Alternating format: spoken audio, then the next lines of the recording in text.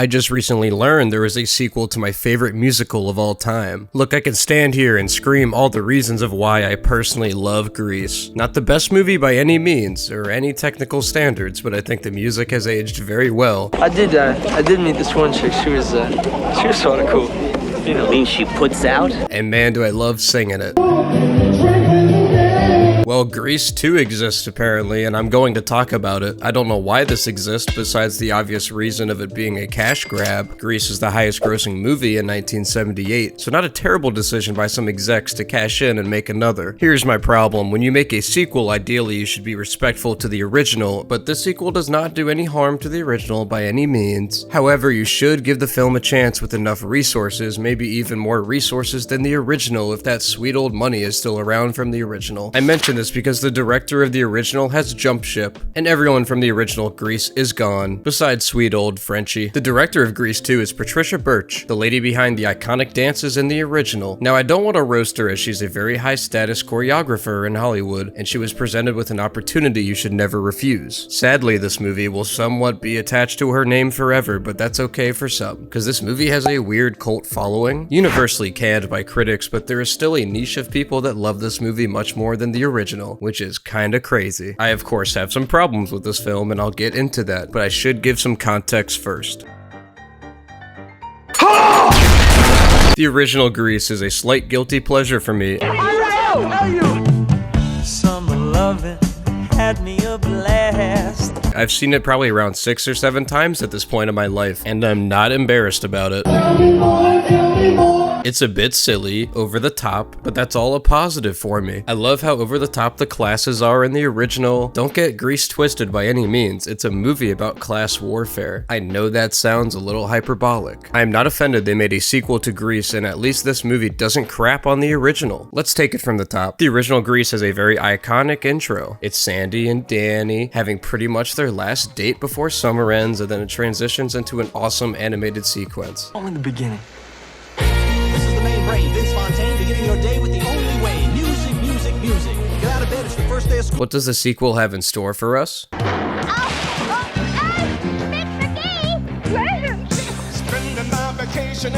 Wow, very uninteresting. Hey guys, look, they're at school. Oh lord, look how long this piece goes on for. My theory on this being so long and so quick out of the gate is so the viewer is instantly immersed in the world of Grease again and delivers a gateway straight to the nostalgia juices. I don't think it worked, especially with some legit baffling choreography. Let me give you a quick summary of this film. Sandy's foreign cousin is transferred to the school from Greece 2 years later, and this dude named Michael falls in love with a pink lady named Stephanie, played by Michelle Pfeiffer. Oh, I see why some of y'all love this movie. The man is chasing the woman all movie, but he's not cool enough.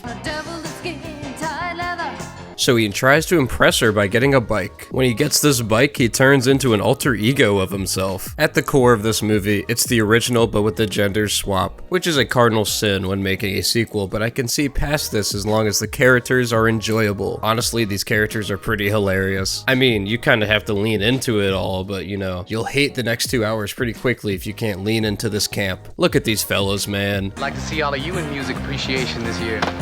Wait, is that Shooter McGavin? Don't look up his name. At first, I was scared this was going to be Michelle Pfeiffer's accent the entire film. Face, so dump the face and keep the nose.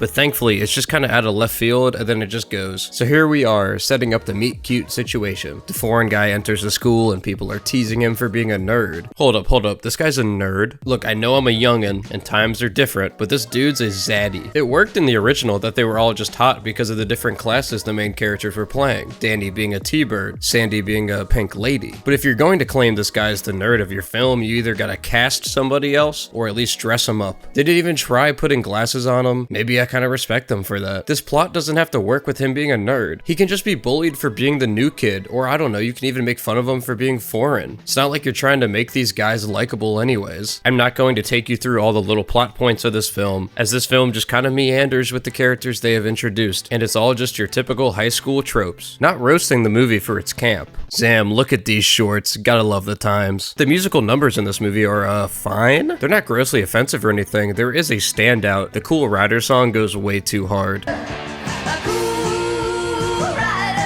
I I see why some people stan this movie, even if it's just for this song alone. We have a song at a bowling alley, a theater, a luau. This movie's all over the place, and it's still kind of fun. I will say the absolute lowlight of this film has to be these two musical numbers, the reproduction one and the bomb shelter one. I know these are high schoolers and they got hormones pumping, but my god, these lyrics to these numbers, man. Reading. Is it possible the female member of some sex on a couch could like get this guy all hot and she never even knew it?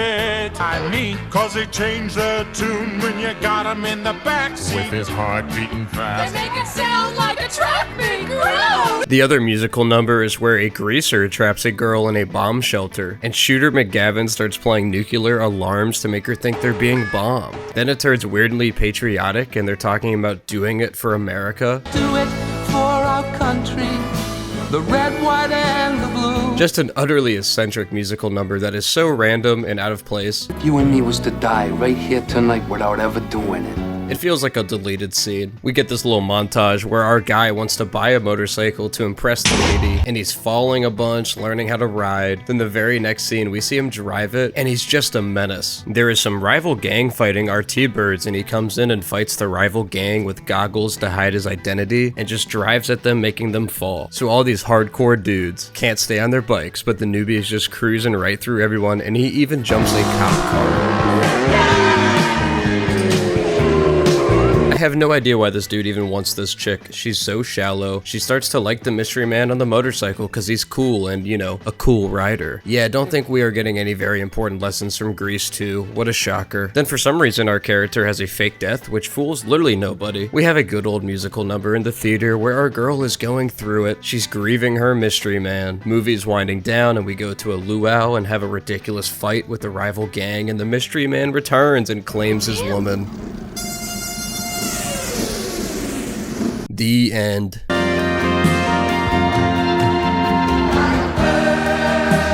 What the fuck? Look, this movie is not the worst thing in the world, but there are a lot of reasons why it definitely is not the greatest. The dancing is borderline hilarious at times, the musical numbers are so forgettable. One thing I hate from Roger Ebert's review was he absolutely hates how everyone's on the same side, and I totally agree. That scene I showed you earlier where the teachers are flirting back to the T-Birds. I'd like to see all of you in music appreciation this year. This is not how Grease was at all. It's a complete mischaracterization of the original and is a reason why I'm kinda disinterested in this entire film. I have no team to root for. The major conflict of this film is our nice guy tries to convince a shallow chick to go out with him, and he starts becoming a bad boy and then is rewarded. This isn't like growth. The characters are only good for the ironic enjoyment, and it is truly baffling that this movie exists. A solid 5 out of 10 for me, and I'm probably being generous.